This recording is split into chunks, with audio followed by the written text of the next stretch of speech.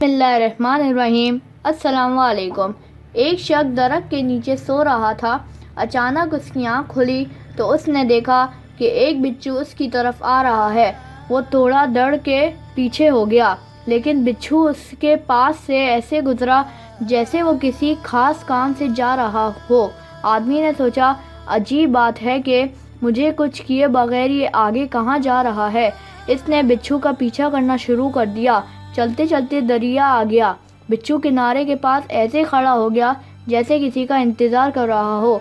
थोड़ी देर बाद एक पत्ता पानी में तैरता हुआ आया और उसके पास आकर रुक गया। बिच्छू उस पर सवार हुआ और पत्ता आगे दरिया में चल पड़ा।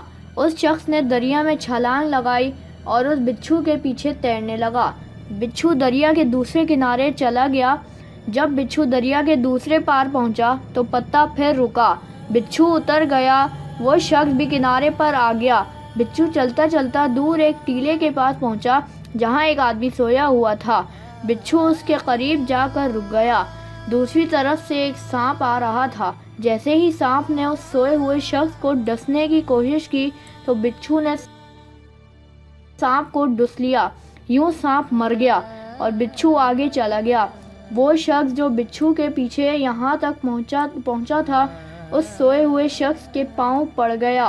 वो शख्स जाग गया तो उससे कहने लगा कि आप तो बड़े बुजुर्ग हैं। उसने पूछा, क्यों, क्या हुआ? और फिर उसने उसे सारा वाक़या सुनाया।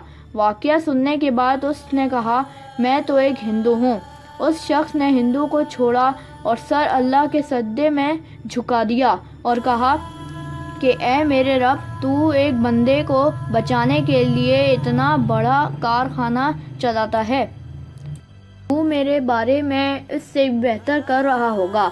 अगर हमारी आँख खुल जाए कि अल्लाह ताला हमारे साथ क्या मामलात कर रहा है, वो कहाँ कहाँ से हमारी मदद कर रहा है, तो हम कभी सर सजदे से भी ना उठाएं। असल में अल्लाह ही हमारा सच्चा मददगार है। Thanks for watching.